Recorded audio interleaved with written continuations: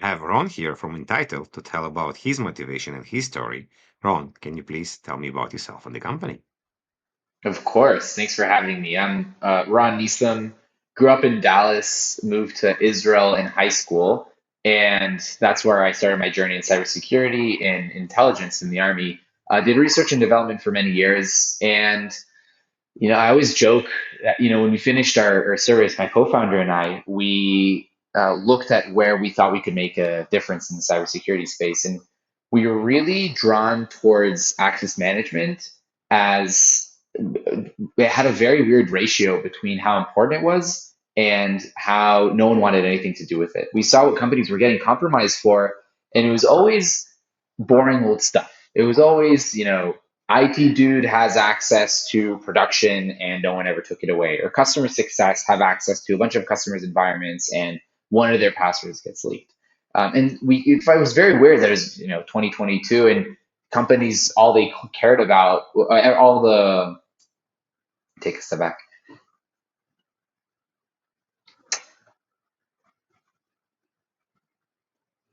Avi and I, when we started our journey, we saw that there was a very weird ratio between what companies, wow, קשה, אפשר להתחיל מההתחלה? מההתחלה. תחשוב על זה, מדברים, שותים בירה, לא עושים שום דבר, הכל טוב, מדברים, מסתכלים לקאמרה, לא זזים מהכיסא, גם by the way. טוב, שום. 1, 2, 3. Thanks for having me. I'm Ron Nissim, CEO of Entitle, and I grew up in Dallas, Texas, moved to Israel in high school, and that's where I just started my journey in cybersecurity, did research and development for many years. And when Avi and I started our journey at Entitle, we were really drawn towards access management as what we joked is the boring part of cybersecurity, the part that no one wanted anything to do with, but obviously very important from a risk perspective. When we looked at what companies were actually getting compromised for, it was boring old stuff, IT and DevOps having access to production getting compromised, or customer success having access to all the customers' environments and something happening there. And it was just weird that that was still the core challenge of cybersecurity, not necessarily these next gen 0 days. And so that's kind of where we started, and then we embarked on a journey to understand what we could do differently. What were the core challenges of the space? And what we saw is that access management has two sides to it, kind of the more governance, visibility, retrospective compliance side of things. And the other is the more provisioning, operational day to day of how employees get access to begin with.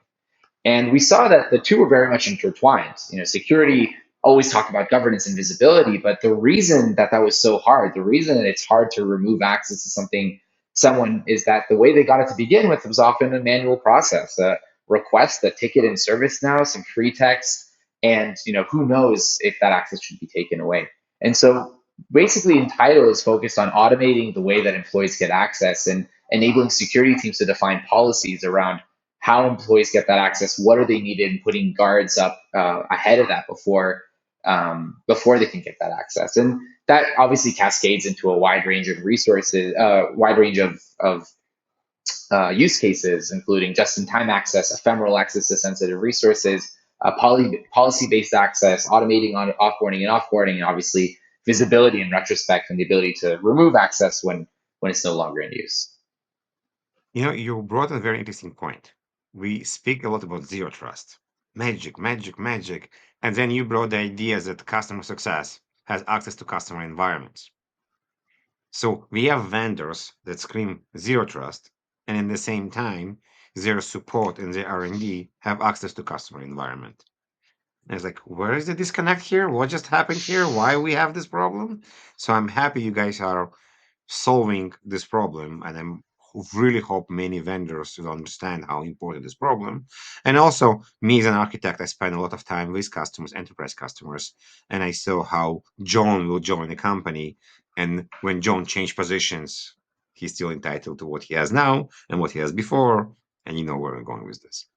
So you had an idea, you realized there's a big problem, and you mentioned that you went to check with people. So tell me about this validation process. Who did you guys talk to? Why did they talk to you? And what came out of it?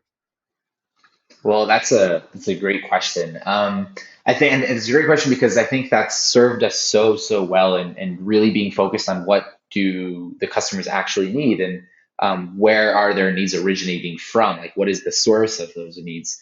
We started, frankly, just reaching out on LinkedIn to a lot of security professionals and IT and DevOps professionals, just asking them what their biggest challenges were. And we had an inclination, a belief that there was something interesting and challenging in the access management space, again, because of the disparity between risk and where the focus.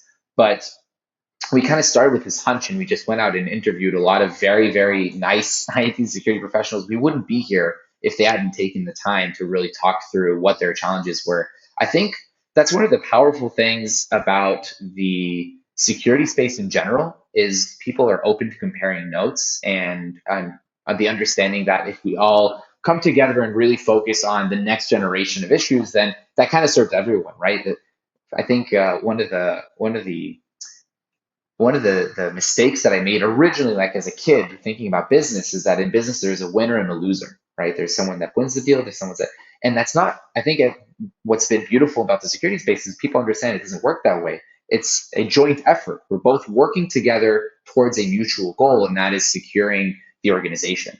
And I think that's one thing that served well. The other thing that I think is amazing is the Israeli cybersecurity space, in which people are very open to giving feedback, and the understanding that entrepreneurship is the backbone, is the motor of the economy, makes it so that everyone kind of really understands that, hey, your success is my success, right? If we all work towards this together, and it's kind of it feeds forward, right? Like a lot of the early entrepreneurs in the economy got feedback and got help from their previous generation. And I always say that I really do stand on the shoulders of giants. A lot of the early investors in Entitle are amazing entrepreneurs, the founders of Israel's biggest cybersecurity companies, and their guidance early on is what's enabled us to then go out and seek that feedback. So I'd say, it's two things. One is the entrepreneurs and the just community of cybersecurity in Israel, but also generally outside of Israel as well. And frankly, if you're listening to this podcast, then next time a young entrepreneur reaches out to you on LinkedIn and wants to get your feedback, think twice before you just decline and say next. So you already mentioned that you raised money, but we'll talk about this very soon. From the people you guys discussed and talked, did you able to find any future customers, basically like design partners? And I think that's, here I'm really exposing a secret, so keep this between us. But I think one of the powerful things about this ideation is, it's the conversation is so much easier to be had when you're not selling anything. When you raise capital and you have a product, then you're a one-trick pony. You have a product, you're trying to sell it, and you're trying to find people that are in need of that product. But when you're so early on, there's so much that dialogue, that conversation. It's lower guards. It's easier to have the conversation. You really are looking to learn. You really are looking to understand where to focus that product, and those friendships then turn into their first customers. So all of our first customers were those people that we had spoken with early on, and frankly, I think we found a lot of success. I found a lot of success in maintaining that same approach today. Right? We have our sales team; it's their responsibility to sell, but when I reach out to CISOs, my core job is to make sure that we're focused on the problems of tomorrow, to focus on what really customers need. And so being able to jump in and still continue to have that conversation without pushing the product, without selling it, or just really trying to understand the needs of the industry, have served us very well. And it's kind of good karma, like when you're really looking to solve a problem, when you're really looking to work together to collaborate on solving that issue, then you'll find people just by the way of the world that end up wanting to buy the product. Yeah. So now you're in a position when you have an idea and you have some design partners. Now you need money. What do you do next? Do you hiring people? You creating something, or you actually going and building a pitch deck? That's a great question. And it's a great question because we had made that mistake. So when we started early on, and actually, I'll start with the caveat that this was what worked for us. And I think if there's one thing that I've learned in startups and entrepreneurship and cybersecurity is there is no right or wrong answer. There are things that everything has been proven to be right and effective and ineffective the same amount of times. And every person kind of has to blaze their own path. What worked for us, when we originally started, we had went out and developed a product. We've developed a product in a different space, by the way. We pivoted since, but we developed a product, just Avi and I, something around compliance and SMB shares, and we went out to find customers for that product. And what we learned is that the first initial customers that we had found for this product did not represent what the future of a company could look like.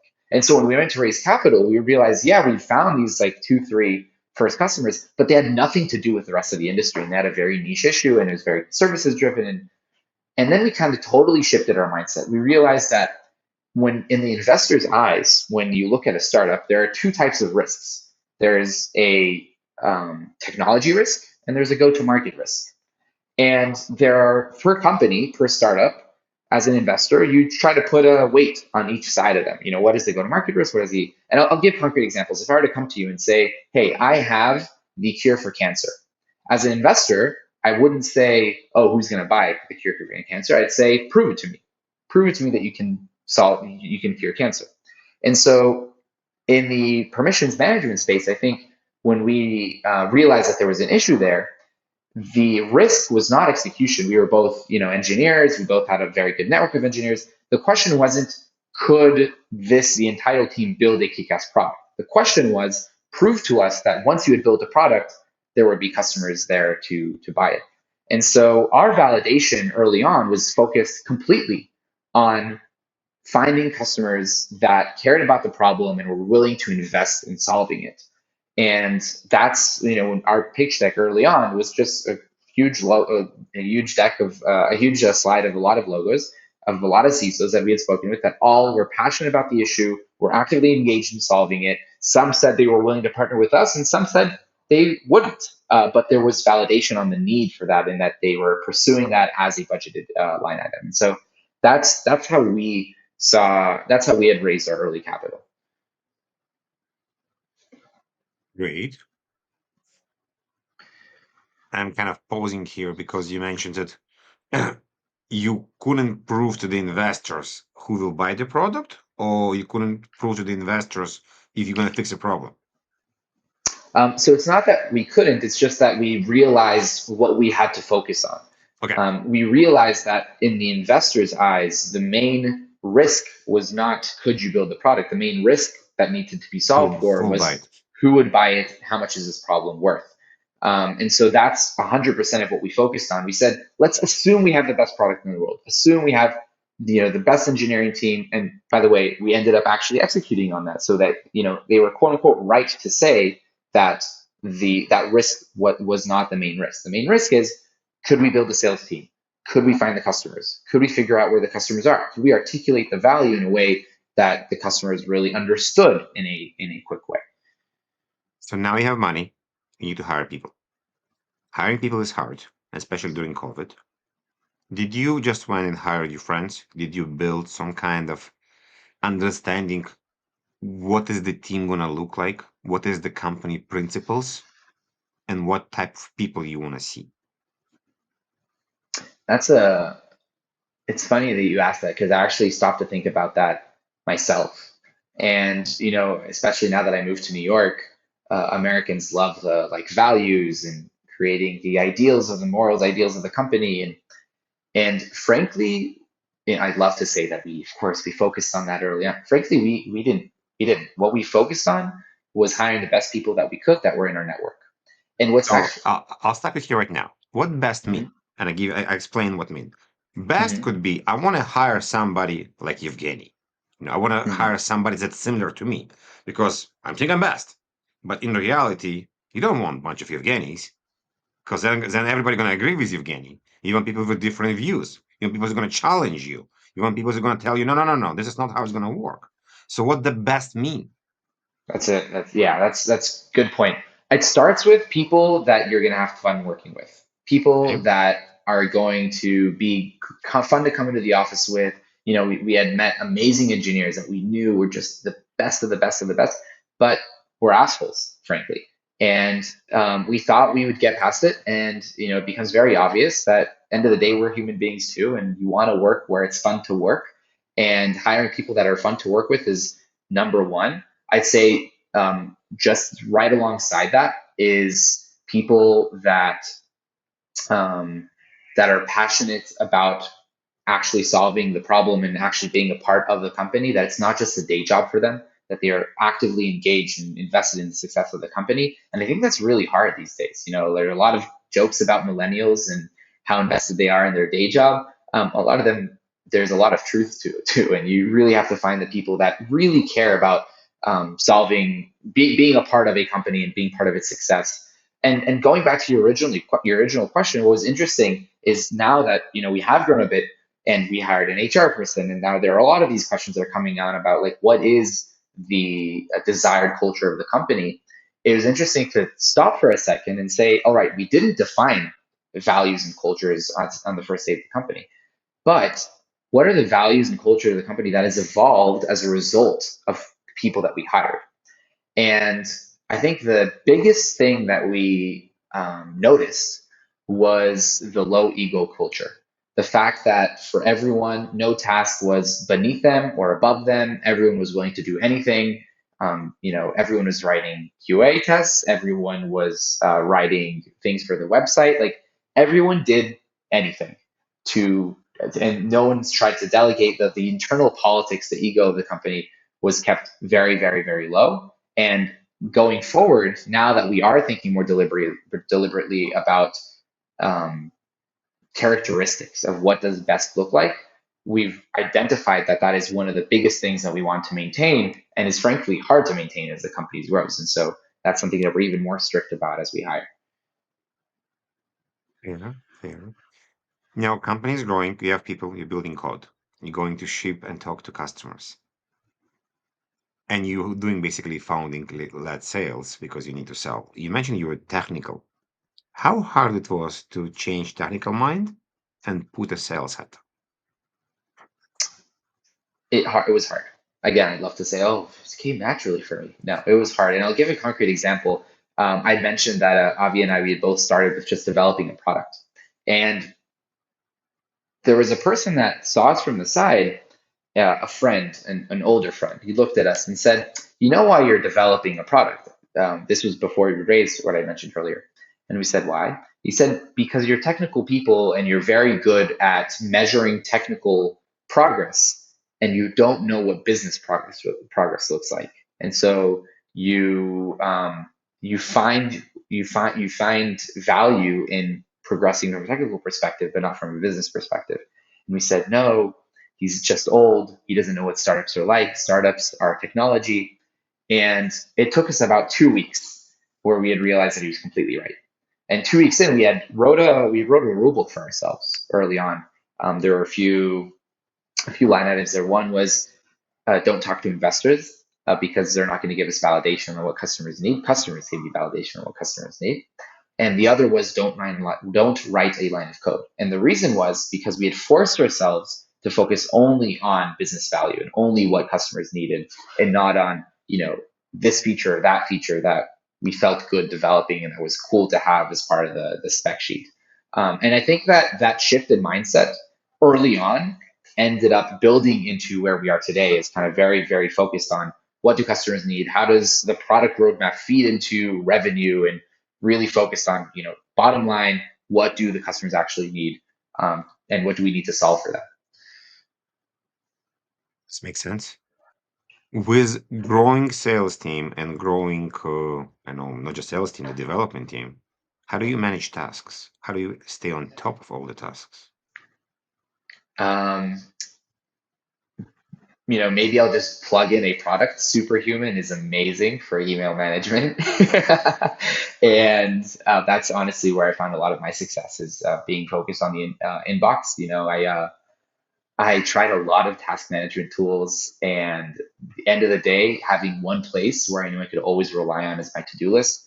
That's what served me really well. So today, my inbox is frankly my to-do list. And we tried a lot of different things. Obviously, delegation is a huge part, and how do you manage the tasks that other people own? A huge part of what I've been doing there is just, again, hiring people that you can trust to manage themselves. And the very flat hierarchy of the company has been enabled through the fact that we don't need to manage people. We don't need to do it to tell people what to do every day, but rather they know what they need to do to progress the company, to progress their goals. And They're the ones that kind of pull from the heap and say, okay, now we'll do this and now we'll take this initiative instead of us dictating to them or me telling every manager in the company, this is what you need to do by this due date.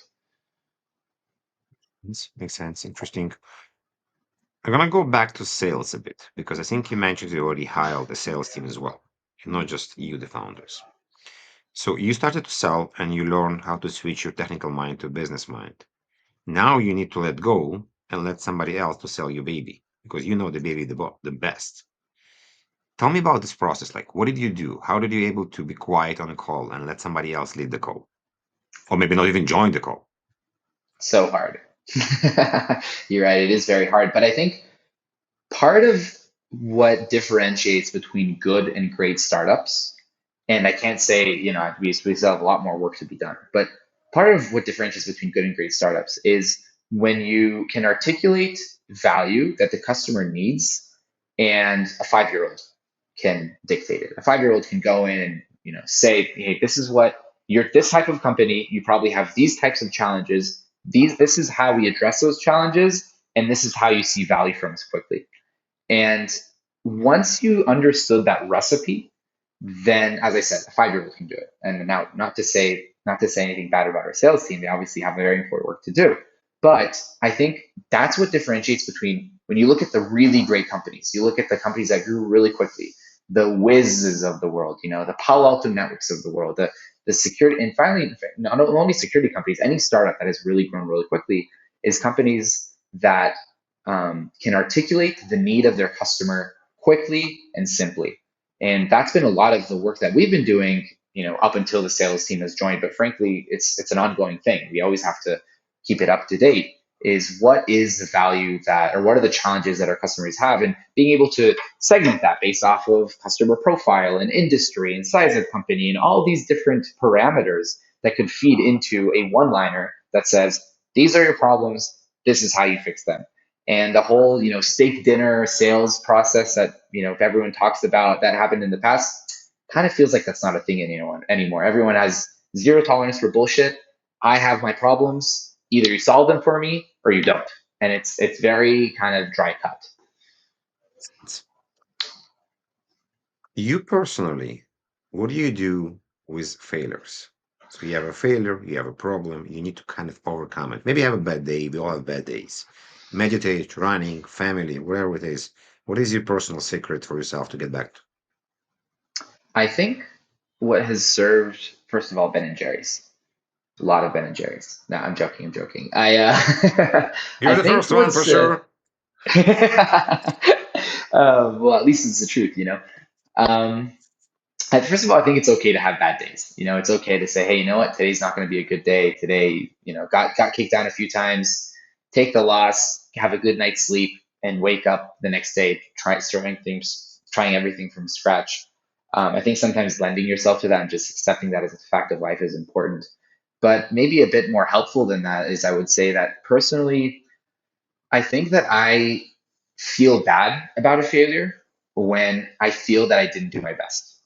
And I'll give an example. I remember this, in studying for tests in college and high school, right? Like if I worked my ass off studying for a test and I spent the whole week and I tried all the practice tests and then there was a test and it was really hard and I didn't do well, I didn't feel bad about myself because I knew I did my best I did my best and that's what it came out to be. But if I spent the whole week partying and then I showed up to the test with sleeping 2 hours and I didn't do well on the test, then it really hurt. Then I was like, you know what, Ron, you should have done better. And I think in the startup, in the company, and frankly in life, that mindset has served us very well because there are a lot of things that are just shit happens, things are complicated, luck is a thing, and sometimes things just don't go your way. But if we know that we did our best, then at least I'm confident and I can say, you know what, we did our best and this is where we came out to be. Versus there are places where I look back and I say, you know what, we weren't sharp enough on that, or you know what, we should have been more diligent there, or you know what, and then it's a learning process. And then that even that, my dad has something that he told me once a long time ago, and it's really stuck with me. He says, that is a failure is the price of learning. And once you accept that and you say, hey, you know what? Like, yeah, I should have done better. I just should have been more diligent on that follow up. Then that's the price of learning. But the second time that you weren't diligent in the follow up, then that's not the price of learning. That's just you being bad at your job. And and there are places where I can say, you know what, here that was the price of learning. We learned our lesson, and the second time wasn't like that. And there are places where we failed 2, 3, 4 times before we really understood the lesson, and it didn't happen again. And that's kind of an Makes ongoing sense. process. I think, by the way, sign of an amazing investor, and one of the reasons that we've had amazing success with our investors, which I can only say great things about, is that's exactly their mindset. When we come to them and say, hey, we failed this POC, or this customer didn't go through, or weren't able to hire this person that we had planned, all they care about is the learning process, because we're building the company for years to come. And when that's the focus, it's okay to have a misstep or two here and there in this process. But by the way, if I come to them again and say, hey, we dropped the ball again for the same reason, then it doesn't fly the same way. Makes sense. If you can go back a couple of years ago, 2 years ago, before you started the company, would you do anything differently? So many things differently. So many things differently. But I can say that aren't a lot of things that, given the knowledge that I had then, I would do a lot of things differently. I think, given the knowledge I have today, there are a lot of things I would do differently, even in terms of just like the small things. I'll give a concrete example. I think one of the things that I've learned is oftentimes a quick decision is better than the right decision, and um, the price of not making a decision is often worse than making the wrong decision and fixing it quickly. I think that's one of the biggest things I've learned over the course of the last 2 years. And frankly, it's hard to, to take action on, because every decision feels very important and you want to be right. Um, I'd say that's kind of one of the biggest things. But obviously, there's a ton of small things. Makes sense. I didn't ask you this, but I'm wondering because you did a lot of interviews in the beginning. When you build a product and when selling, did you actually continue in what you envision, or in one point the product pivot a bit because you realize people need something else? I think the access management space has evolved a ton over the last 2 years. And so we've had to evolve with it.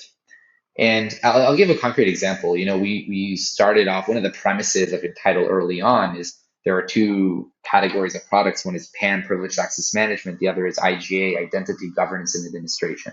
And one of the premises early on of the company is that those two categories will merge, and that, in 5, 10 years, the buyer will basically look for one solution that can kind of spread both sides of the provisioning process and the privileged access, because privileged access is basically just a subset of every other type of access. So there's no real difference that should be different, no real reason that should be different. And that was kind of the premise that we had started with. But it's taking and we thought, all right, we go out with this message and say, here's your one-stop shop, here's the cloud native solution, here's the quick deployment, and everyone will welcome us with open arms.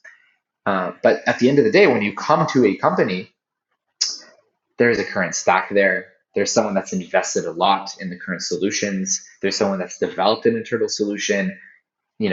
Gartner only like a few months ago started saying this. And if Gartner is only now saying it, then it's going to take 2, 3, 4, 5 years until the industry really accepts it.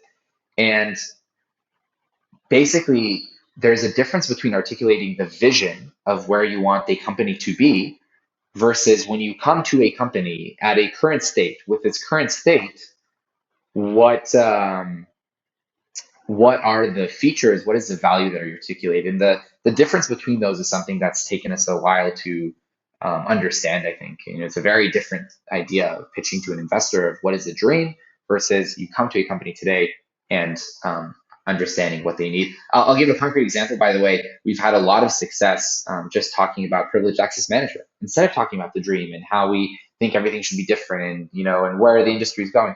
We talked very concretely. You mentioned the customer success and zero trust that got a lot of attention with the Okta breach recently. And instead of talking about everything, we talk about use case. We talk about, how does your customer success team look like? Do they have access to all your customers' environments? How do your customers feel about that? Do you have any contractual obligations to show them when an internal team has access to that data? And so honing in on that one use case, ironically, we have more success in doing that versus talking about what the dream looks like. Makes sense. We're going to transition to something I call dark side. When you share stories, stuff that didn't work completely as you expected, you don't have to mention customers or names. It's a public information here, please. But show me or tell me some of your failures and what you learn from them. Yeah, wow. Many to learn from. I've two that come to mind.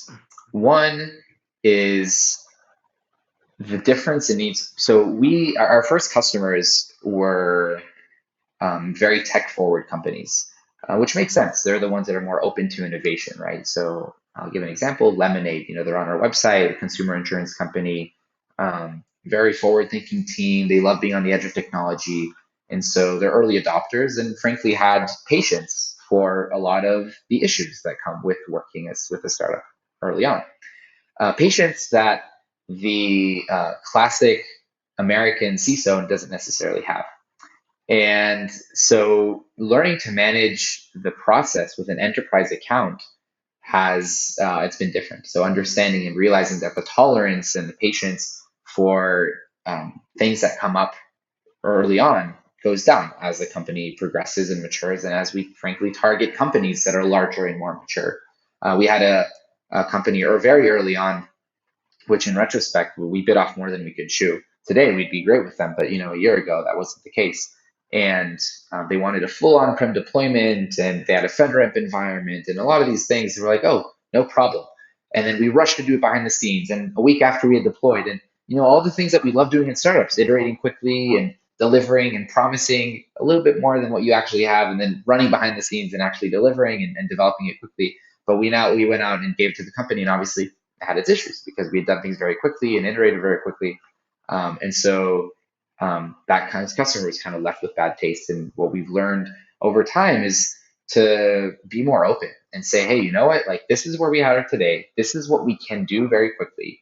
This is the timeline that we're going to need to do it. If you have the patience and appetite for that, great. And if not, we can revisit the conversation in 6 months after we've gone out and prioritized and developing that. And today, a lot of our pipeline is actually companies that we had deferred, companies that we'd met 6 months ago, and they said, hey, these are core features that we're looking to have. And we said, you know what, we don't have that today, but we do plan on prioritizing that over the course of the next 6 months. Let's revisit the conversation in Q4, in Q1, in Q2. And then I think the customer trusts you more as well, because the customer knows, oh, this guy isn't BSing me. This guy is telling me exactly, he's telling me it's to me straight, which I think is refreshing because, we made that same mistake early on too. Thank you. I'm going to ask you one last question, and this is going to be towards, did you had ever like a wow effect from a customer?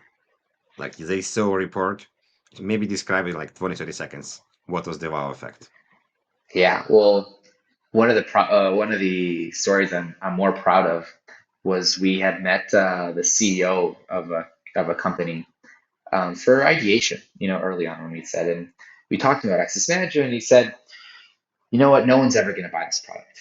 And we asked why. He said, no one's ever going to trust you. You're an early stage startup, and so how do you trust a startup to manage access to your environment? And so right after that conversation, I had messaged that company's head of security on LinkedIn. I said, hey, would love to get your feedback on what we're working on. And that head of security loved it, loved the product. He said, I've been thinking about this for a long time. We almost developed this internally. These are my needs. These are whatever, AWS, self-service, just-in-time access, privileged access. Like, he was talking our language, like he had thought about this much more, a lot of time before we had come to him, and they ended up being one of our first customers. After and so that example, I think, is the small things that give us the confidence where, sometimes the first impression isn't necessarily what's most important, but rather actually delivering and bringing the best product to the table. Thank you. Ron, thank you very much. It was a pleasure. Time ran very fast. Amazing story, amazing conversation. And good luck to you guys. You guys do something very, very important. Thank you, Evgeny. I had a blast. Great. Everybody that's listening, please continue listening. We're going to have more vendors, more founders soon. So thank you, everyone.